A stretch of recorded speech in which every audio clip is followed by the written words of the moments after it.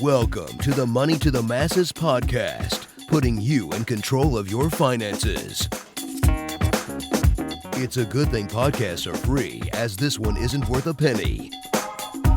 Here are your hosts, Damien Fay and Andy Leakes. Now, Damien, before we get on with this week's podcast, you had something quickly to say about our sponsors. Yeah, we've got a new sponsor, Money Farm, and Money Farm are an online investment advisor and one of the biggest digital wealth management companies in Europe. So a big thank you to them for sponsoring the podcast. Now, Money Farm create portfolios to maximise long-term returns using ETFs to make incredibly cheap portfolios. And you even get the first £10,000 of your portfolio invested without any charge from Money Farm. And if you enter the code MTTM20K into the box when you sign up, you get the first £20,000 of your portfolio invested and run by moneyfarm.com without any charge. Great stuff. On with this week's show. Hello and welcome to episode 117 of the Money to the Masses podcast with your resident expert, as always, Damien Fay, and me, Andy Leakes. Damien, welcome back. How are we doing? Good to be back, Andy. It's been an eventful week, hasn't it? Well, it has for me personally, and also in the world of money. I've just finished watching Donald Trump's inauguration, and we're still here. He hasn't pressed the button yet, and wiped us out. So I'm taking that as a positive. But aside from that, it's been a busy week for me. Good. So what have you been up to then? Why has it been so busy? What's happened? Well, last weekend I had the birthday party. You know what it's like. My 7-year-old, actually the daughter that inspired me to start Money to the Masses, she's now 7, and it was her birthday party. And you know what it's like. Their actual birthday might be on a school day. The party's at the weekend. Family come down. So, like most children, they seem to have more birthdays than the Queen, and it gets dragged out. So I did that. It was good fun. It's tiring. It was entertaining. Actually, the most entertaining thing was driving 3 6/7-year-old girls to the party that was actually in a different location. It wasn't at home. It was somewhere else. And listening to the conversation that 7-year-old... And I was just like... at times, my ears were almost bleeding. But the funniest thing was some of the topics they talk about. I mentioned Donald Trump there. Somehow, would you believe it? Donald Trump came up in the conversation between the girls. And Are you sure it wasn't a Trump as opposed to No, Donald it was Trump? definitely Donald Trump, because their summary of Donald Trump is, because he doesn't like women, does he? He hates girls and he's ugly. So I thought they were pretty astute observations. And also I had you know what it's like when they start talking and they almost forget you're there. And one of them turned around and said, I learned a new word, and then proceeded to spell BASTA. Well, you know where I'm going. And to the other ones sounded the word out. And we all learned what that word actually meant in the car. And I'm sitting there, I'm trying not to laugh at the steering wheel. Did you give them the proper dictionary definition? I didn't get the slang. I didn't get involved, Andy. The girl had actually learnt it by watching, I think inadvertently, Austin Powers, and had learnt the word, and therefore she spelt it out to her friend, who then repeated it, and she then told her, "Don't say it," as if a fairy would die or something. She knew, yeah. So that was my eventful week, sort of in the world and mind of a 7-year-old girl. So it was good fun. And then obviously this week has been quite mental with Brexit stuff that's been going on, and Donald Trump. And if you listen to this way off in the future, it'll probably all be something good to look back on. But it's been the beginnings of what's going to happen to little Britain and the mighty US. Good. Do you know what? I love the fact that our lives are quite sort of entwined, because I also had a 7-year-old birthday party last weekend, because our daughters are very close in age. I don't know why you sound surprised. You kind of know that our daughters are very close in age. But I think what it is, you become so I don't know, insular, don't you? Because you've got the birthday party is like, trying to organise something like that, it's just chaos. So you end up it's survival mode. So how was your party? Well, I feel your pain for the 20-minute car journey that you had to go through, but just spare a thought for me, okay? My 7-year-old daughter decided this year she wanted a pyjama party. Now, what the pyjama party involved was 6 or 7 hyped up 7-year-olds that are absolutely high on sugar and sweets, coming round to paint nails, sit in their pyjamas and dressing gowns, watching films, talking about everything really, boys included, which was really quite uncomfortable, doing tattoos, braiding hair. So we had 3 hours. And that was just you. That was just your... And then the children came round. I tell you what, it's a fascinating life, but that's, I suppose, the joys of being dad. Anyway, people aren't listening to us to talk about what our kids get up to. We're talking about money. What have we got this week then? Right. This week has been inspired by a couple of questions I've been asked by people who listen to the podcast. Again, thank you for all the emails. Keep them coming in about what you like about the podcast and topics and suggestions and questions that I can actually cover and help other people with. And now, most of the stuff on here is going to be a piece about financial advisors, but more about the kind of the haggling and what's a good deal with a financial advisor.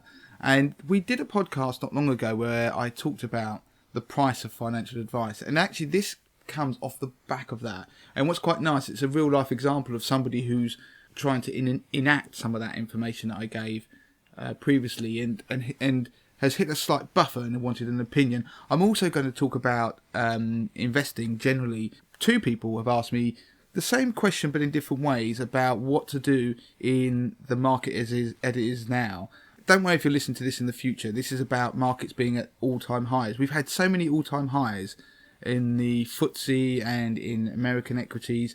I mean, we set a record on the FTSE 100 for, I think it was 14 days straight, hitting record highs, which had never happened before. So at that point, you're already thinking alarm bells are going on. So people, quite understandably, are asking me what I would do or what do I think, especially in relation to 80/20 Investor, which is my DIY investment service.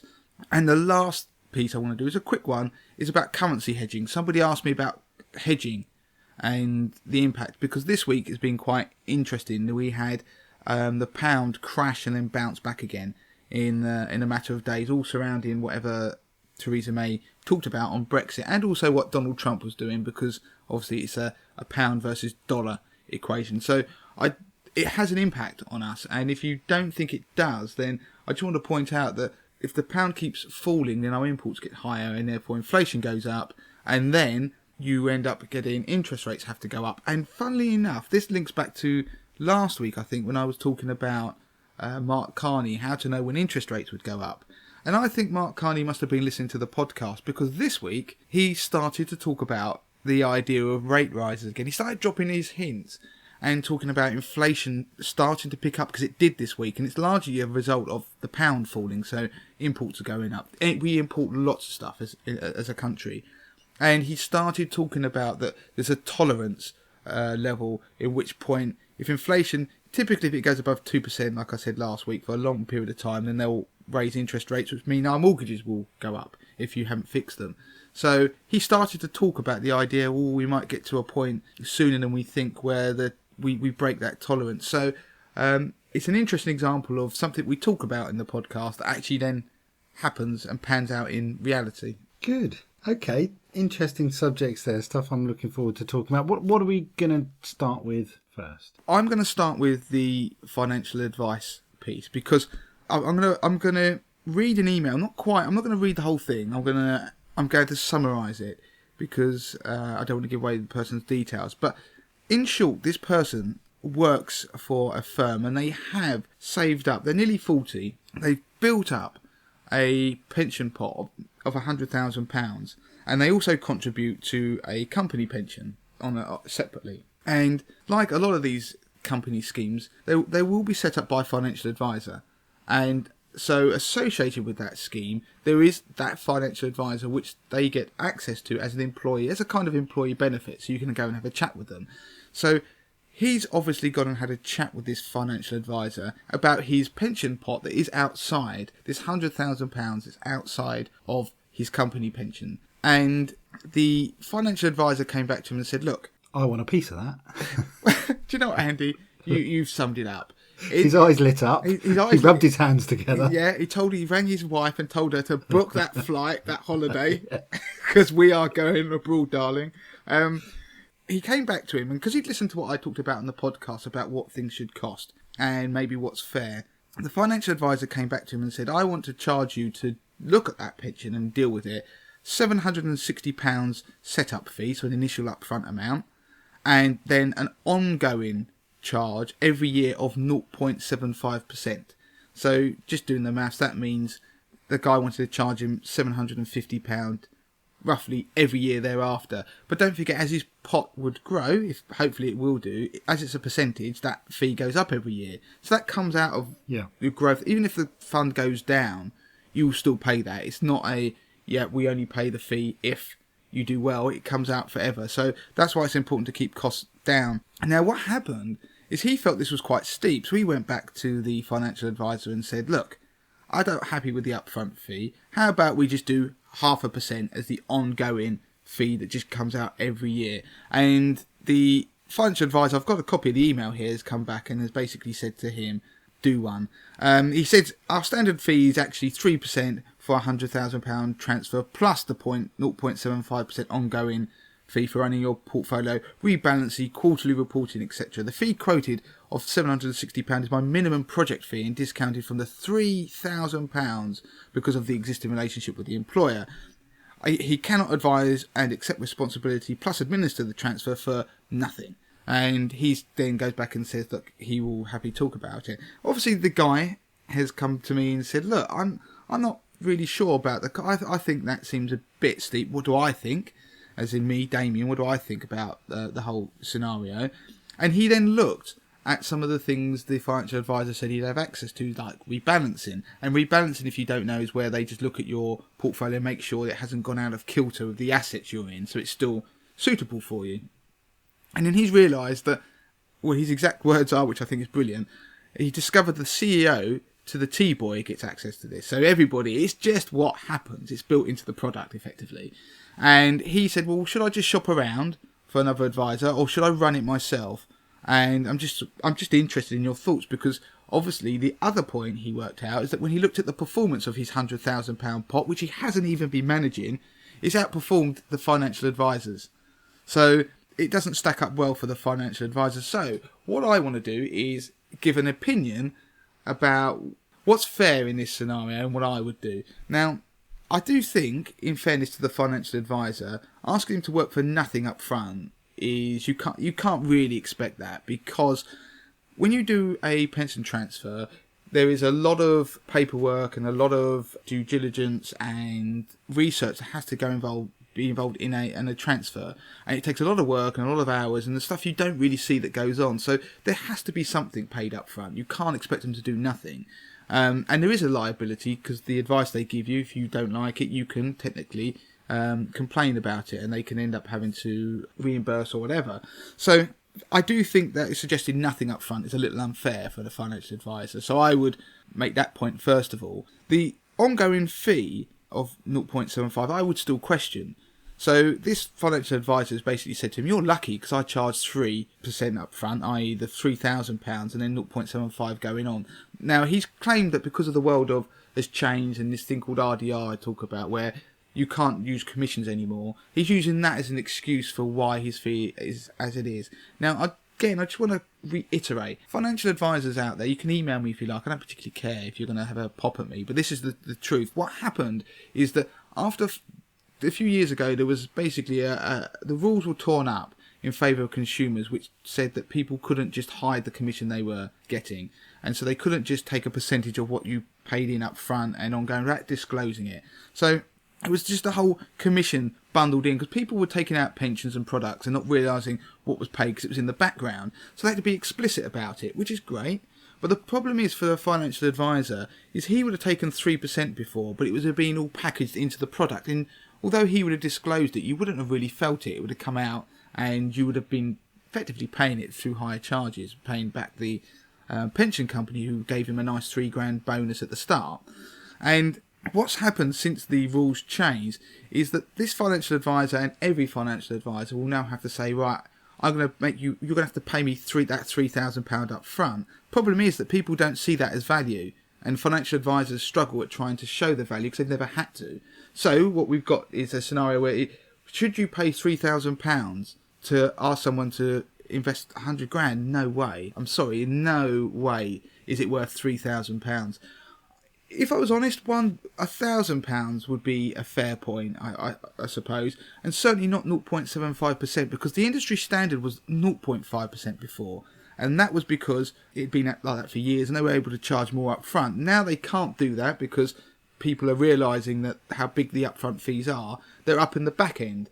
Well, they're not doing any more for that, and the idea that you're going to get rebalancing, reporting, all this stuff, these things are automated by computers. And there will be work that goes on in the background, but I would say if this guy paid maybe £1,000 up front and then 0.5% ongoing, that would be a little bit fairer. But the other thing I want to add is that he talks about, it seems to me, I'm not questioning the guy's advice that he's given him because I don't know the full scenario, but I am a fan of obviously running your own money, and this guy seems to be fairly clued up, and why wouldn't he want to try and run his own money?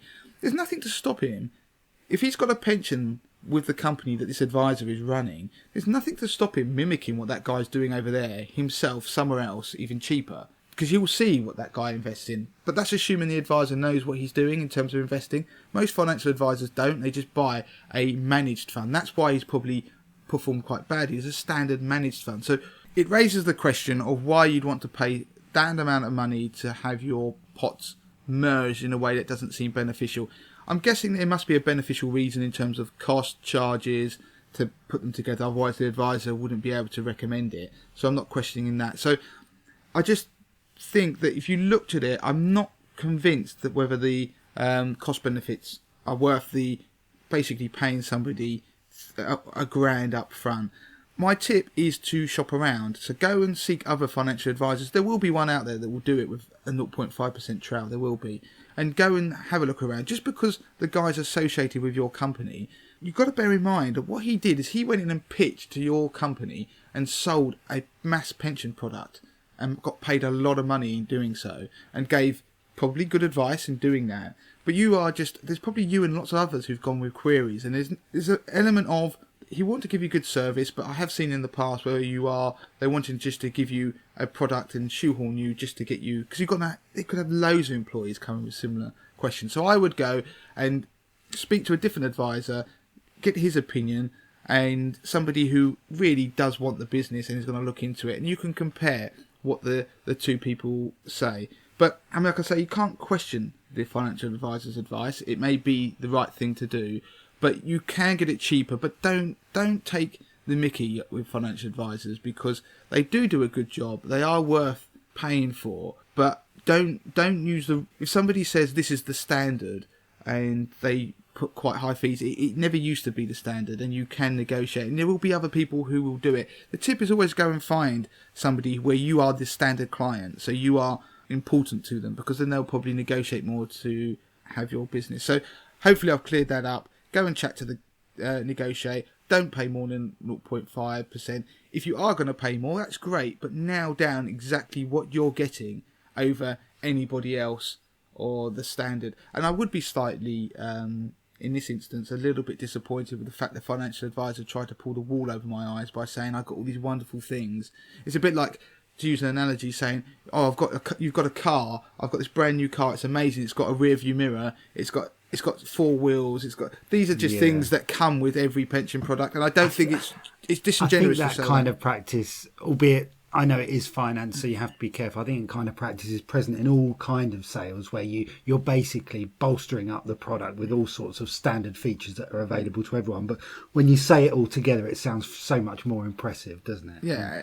I suppose you've got to be careful in finance of doing that. Yeah. So if the advice is worth it and there's a lot of work involved, then it may be worth paying a bit more. But do you know what? Negotiate, shop around, and if you can and have the confidence to do it yourself, then do. Great. A quick question on that. You say about 3%, it seems to be the standard, but obviously that's being charged down because it's too high for a lot of people, and then sort of they're sort of changing the fees across the Trail Commission over the years to try and bolster up that sort of 3% to get to where they wanted to be before. Where do people stand? I mean, I'm actually asking you because I'm in a position whereby I've got a small private pension that I was paying into years ago, and I've just finally got round to actually finding out how much is in there and what to do with it. And actually there's only about £7,000 in there, which isn't a lot. And actually when I've gone to an advisor to say, can you chuck this in with my current scheme? Can we move this over?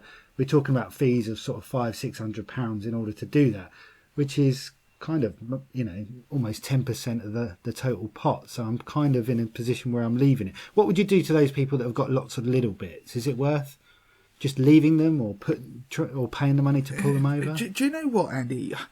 I'm not loath to. Well, actually, it's kind of my job to tell you about things that are out there in the market. And I mean, what I would do is look at the cost, the charges of moving it across, and if you can do it without incurring a lot of expense. And you may be able to, if it's just very simple pension pots, move them across with somebody like an investment platform out there and put them in one place, because then you can manage them and run them, and it makes it much simpler. There is a company, and the only reason I'm comfortable talking about it on the podcast is because I've met them. I've gone in and kind of kicked the tyres, met the guys. There is a company called Pension Bee who I met, I think it was this week or the week before, who run a service that does what you've just said and pulls them together into one pension plan. So what they do is, the idea behind it is that lots of people have moved around. They don't know where their pensions are, if they even have them. And you can just give them your employment details, and they will go and search for pensions that you've got, and then can move them if there isn't any prohibitive charges. You can do that yourself. There are, obviously, there's a register for lost accounts, if you Google it, that's free to use, which can source all of that stuff if you put in your details of where you used to work. But it can take 90 days, etc., etc. So these aren't. Don't confuse these with the PPI kind of idea, where when you get these people ring you up and say, I will find out if you've got PPI for you and take a cut. It's not like that. What these guys are doing, the guy who's instrumental in it is Dutch. He's when I met him, I was quite impressed with the fact that it's all about keeping costs so low and doing it because he thinks the pension landscape in the UK is a mess. And so you tell them, and they will go and find your pots and then see if you want to put them together. And if you do, they will chuck it in basically a low-cost tracker. There is nothing to stop you doing that and then moving it somewhere else if you want later. There are no exit fees. I asked them the very question because it kind of gets someone to do the hard work for you, and you'll be free to go and do what you want a bit later. So that is something. I mean, I'm only mentioning it because it's out there, and I met them and I liked what they were doing. It seemed a nice idea, and it solved a problem, which is what you're describing, which is that the consolidation phase and whether it's worth it. And then, like you just described, financial advisors don't want to get involved and give you advice about doing it. They do because they're playing the long game, where they will charge very small amounts, but hopefully you'll be a client for a long period of time. So for me personally, I might do it all myself, but that is a service that's worth looking at. I've not personally used it.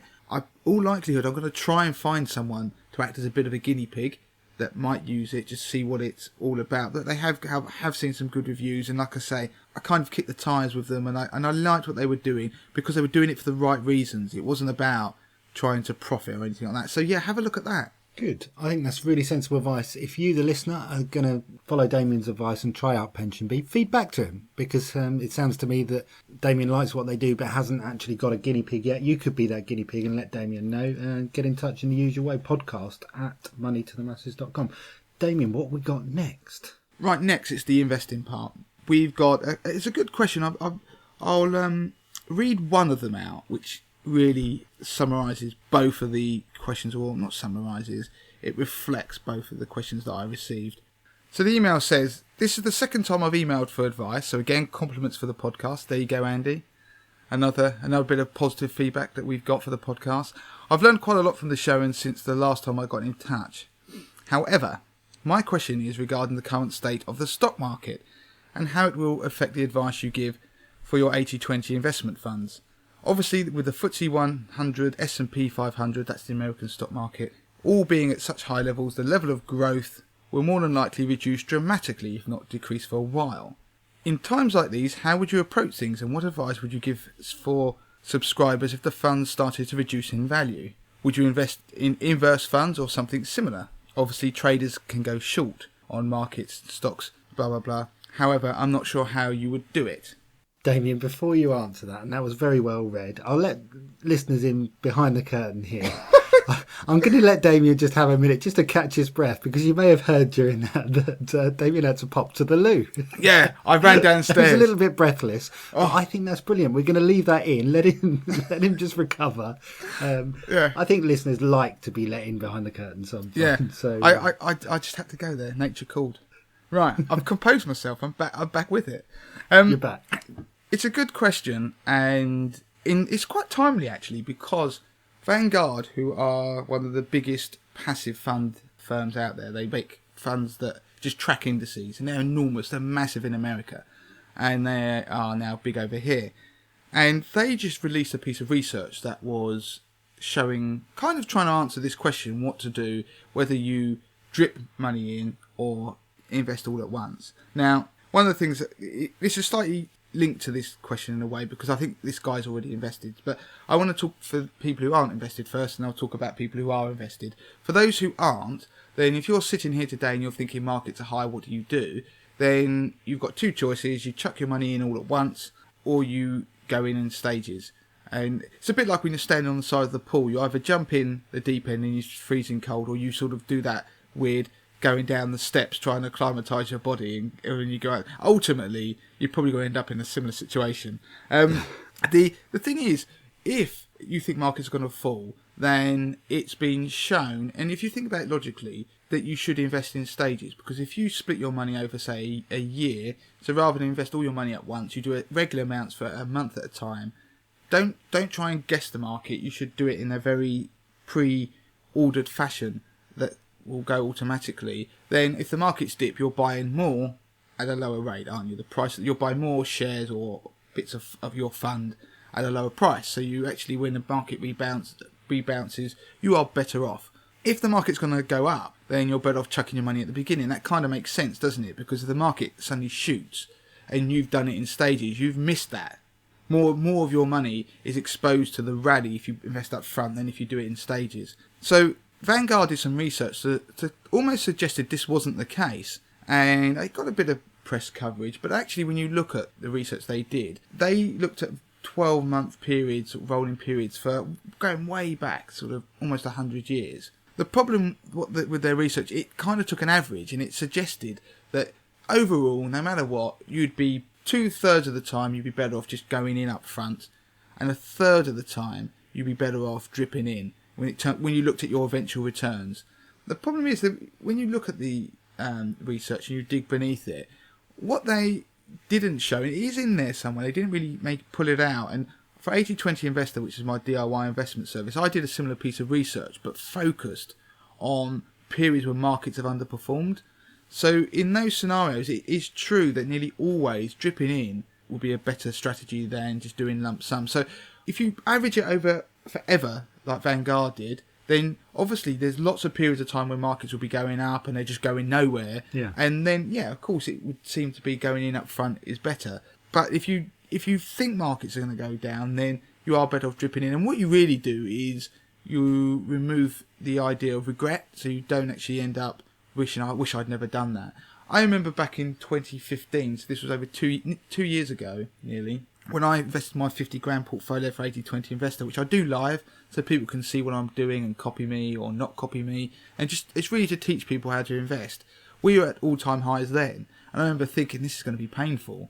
I'm going to enter it here, and the markets could tank, and I'm going to be stood here on like losses for quite a period of time just because of unfortunate timing. But I'm not. I'm up 16-17% ahead of the market, and obviously it all looks great, but that just proves that emotions can lead you to, if I hadn't, I'd be still sitting on the money now, if that makes sense. So yeah. My advice to anybody wanting to enter the market and you're nervous is to drip in.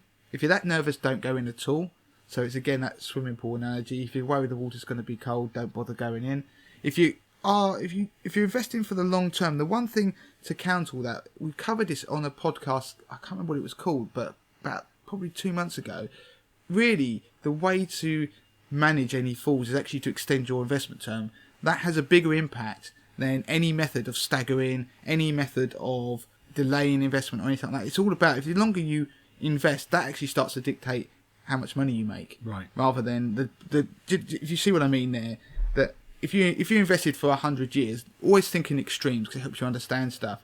Then what happens in the next week or month is going to be largely irrelevant. But if you invest for a year, then what happens any given week is going to have a big material impact on where you're eventually going to be. For people already in the market, then what I tend to suggest is if you're not happy and you're worried, then yes, you could do things like stop losses. We do them with 80/20 Investor, where people can get alerts and maybe sell if the market drops by a certain percentage. But what I would say is that stay in the market, because if you're in it, you end up riding those ups and downs and those waves.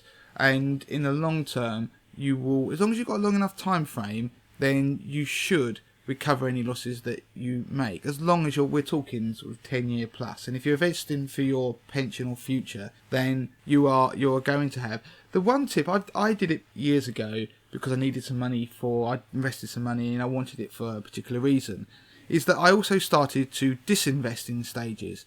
So you can never time the market when you think you're going to get the optimum price, but you can do the opposite. So you could actually start to take your money out in stages. So if the market goes up, you don't miss out on coming out too early, if that makes sense. So it works both ways, but people always think you either enter the market in one go, but even if they accept you can stagger it, they don't really consider the fact you can stagger on the way out. So it's one of those things for people who listen, stick it in your toolkit, remember it. The idea of inverse funds or shorting the market, now I'm not a fan of that. Horses for courses, Andy. If you like that sort of thing, then fine. It's not easy to do. You end up pretty much having to bet on the market, and it's a very volatile thing to do. And you get it wrong, it can move against you quite badly and you can lose.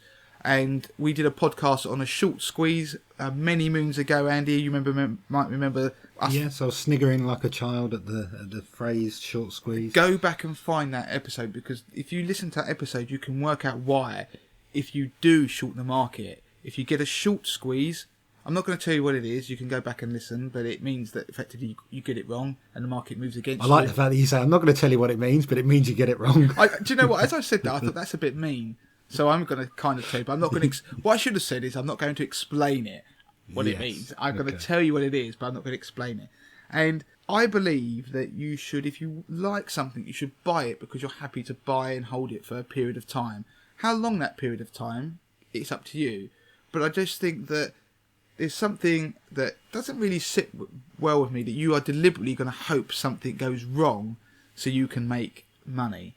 And I'm not criticise anyone who does, and I'm not saying that I would never short a market or anything like that. I never have done, but it's just that if you're banking on things going wrong, then the chances are, I think sometimes you can be quite pleasantly surprised. And I think it's a slightly negative scenario to get into. And also, sometimes when they do go wrong, then governments intervene anyway. It's happened globally. They'll step in and they'll stop the market. So actually, they'll stop it going wrong. It happens a lot in emerging markets. It happens in China, where there are circuit breakers in lots of stock markets. So actually there's a limit to how much you can make. So in answer to the question, if you're nervous, don't jump in or stagger it. If you are worried about things are going to fall, then you cash out, or you can withdraw some of your money or go into low risk stuff. But me personally, if I'm going to invest for the long term, I'd rather just extend my time frame and I'd rather stay invested. Okay, so we got a question about hedging next, Damien. Shoot. Okay, this is somebody's asked me that they notice that you can buy funds that are hedged, and could I explain what this is all about, what affects this, when it's recommended, blah blah blah, if ever, and maybe discuss it on the pod. So Phil out there, I'm going to discuss it on the pod. Now, hedging is the idea that you try and remove a risk of some kind. So in currency, let's forget funds. Let's just think if you were to buy an asset of some kind, then if you were to buy a house, say in America, Florida, or you were going to, then if what you pay in pounds and what it equates to, because you're going to have to change that currency to be able to buy the property, aren't you, in dollars. Now, the rate at which you can change is going to be crucial to you, because if that house is priced and we just say it's $100,000, then that to you is going to be X amount of pounds. If the currency moves, then the asset itself may be worth $100,000, but suddenly you could be paying twice as much. So you can actually get the scenario where you might want to hedge out currency movements for that reason. You get that in transactions. People will pay to try and hedge out currency exposure that happened around Brexit, actually. Well, I say it happened, it didn't happen as much as it should, because big companies hedge costs. So if you have a cost that's in a foreign currency, if the exchange rate moves against you, then suddenly a cost that might have been £100 will, in pound terms, if the pound suddenly were to weaken, so let's say you want to $100 equates to this. We're going to make round numbers so people can understand it. We say $100 equals £100. If suddenly $100 actually is equivalent to £1.20, then what you've got there is your costs have gone up, haven't they? 20%. But they actually still, the cost itself hasn't changed. So people build hedges, or big companies do, ahead of wild currency moves. And they didn't around Brexit, which was really interesting, because there were big companies who got caught out by the mass devaluation in the pound, and so their costs shot up. But they normally will hedge against these things, but everybody thought we'd remain. So there were some quite well-known cases where they were suddenly caught on the wrong side of things and costs shot up and stuff like that. When it comes to you buying assets, people will, like for example that property idea, they might hedge a big currency move if they're trying to buy a property. If you invest, you get funds that will buy shares and assets abroad. So it could be America, or a very good example is Japan. Okay, because what happens in Japan? They've got a very export-driven equity index, so lots of exporters in there. So when the yen weakens, it makes the outlook for those exporters much better, because their stuff is cheaper for people abroad to buy. So what happens if the stock market goes up? The problem is you can then lose on the currency, because you might have made on the stock market, but when you convert that growth back into pounds, because you've got, yes, am I making sense? Suddenly, even though your money has gone up in yen value, because it's weakened so much against the pound, when you convert it back, you can actually have lost money. And that happens a lot with Japanese investments. So, going back to Phil's question, you can buy funds that hedge that out, and so you don't have that exposure. So in that instance, if the stock market went up, you got all of that. If it went up 5%, you'd get all of that 5%. Whereas if it's unhedged, it went up 5%, you would actually lose on the return back. When you worked it back into pounds, you could actually only make 1%, or you could even lose money, depending on how much the currency fell. But of course, it's not always good to hedge, because things can work in the other way. Now, anybody who's been investing in the last year, you could have bought pretty much any overseas asset, particularly dollar denominated. It could have been a rubbish asset, it didn't matter really what it was. Because the pound fell 20% against the dollar, everything that basically you owned that was denominated in dollars was suddenly worth 20% more. So your portfolio, when it was converted back to the UK, you were up 20%. That was what would happen. So it can work both ways. If you'd have hedged out that currency exposure, you wouldn't have made basically any money. Does that make sense? Right. So it doesn't work both ways, obviously. Yeah, so there are times where you can work unhedged exposure, because it's good if your currency is weakening. But if the thing you're buying, if that currency starts to weaken, then when you convert it back, you can lose out. So which you use depends on what you're trying to achieve, and it depends on the scenario. It's a question that the whole point of 80-20 Investor, that was trying to, it does answer that, because of the way it's built and it's got a momentum element in it. When hedging is good, it will come to the fore, and the funds that are shortlisted will tend to be hedged. When unhedging is the thing to do, they will come to the fore, if that makes sense. So it's a very good question. The answer, as I say, is just simply it removes the currency swings that will ultimately hit your returns. And that can be a good thing, or it can be a bad thing. As a general rule, just if you're listening to this, a lot of globally diversified funds that you will buy won't currency hedge. And the reason they don't is because it costs money to do it, because you're going to have to buy a financial product to do that. And yeah, it's almost like an insurance policy by the sounds of it, isn't it? You're spot on, Andy. That's really what it works out as, an insurance policy. They use derivatives and things like that, and it's like an insurance policy. But don't forget that a global fund might invest in America, Japan, China, all across Europe, and so it will have lots of different currencies. So to hedge all of those would be an absolute minefield, and therefore be really expensive. And it becomes the cost of mitigating those risks actually start to become a deterrent for doing it, because you're probably better off just being exposed to it. So there you go. That's what hedging is. I wouldn't obsess about hedging unless you decide you only want exposure to the asset price move, and that's abroad and not involve a currency fluctuation as well. Good. You obviously explained that really well, because even I understood it. And that's kind of what works about our podcast. We've got one guy who knows what he's doing, another guy who doesn't know what he's doing, and that goes for podcasting in general as well. And it's enjoyable. Do you know what, Andy? I'm glad you said I know what I'm doing, because it makes me feel better. I was reading a brilliant article the other day. This is the podcast over, by the way, and this is staying on it, but I'm just, as an aside, there's a brilliant article. If you ever wonder what imposter syndrome is, go and read what imposter syndrome is. And it's a ridiculous thing that impacts apparently successful people. So it's something whereby, do you know what it is? Have you ever heard of it? I can kind of guess. Is it sort of is it something to do with self-doubt creeping in, Andy? And thinking that you're actually a fraud, a fake, and you're just is that what it is? Exactly that, Andy. So the idea, and people get it, and the reason I mention it is because there'll be loads of people in this listen to this podcast who experience it at work, why they won't go for a job, or if they want to start a side business, and they just feel that they'll be found out at some point. And all I want to say is everybody feels that at some point, but if you feel it, it's actually a sign that you're probably far more successful than you realise, and far better at what you do than you realise, because there was some evidence that was produced to show that successful people tend to suffer from it, and it's that element of self-doubt, because they are so successful, that they always almost deem themselves not to be worthy of it. So it's just quite interesting, because what they say to counter that, you should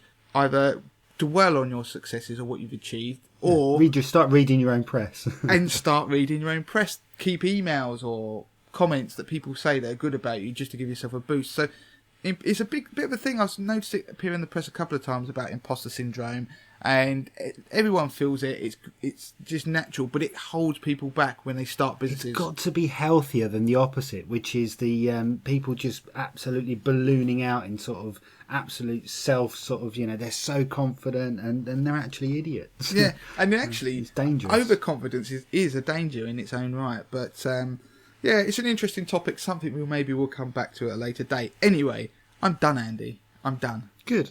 I'm done too, and I really enjoyed it. We've done the podcast slightly later than we'd normally do. We're well into the evening now. And do you know what? I feel slightly more alert, and I don't know what it is. Maybe we should do it more often. But yeah. It's been good. Do you know what, Andy? I do as well. I think I've been a day of work, and it feels like I'm relaxed into it. And because I've actually cracked on loads of stuff today, and I'm really chuffed. And obviously, I'm even more chuffed that the world is still here, even though Donald Trump is in power.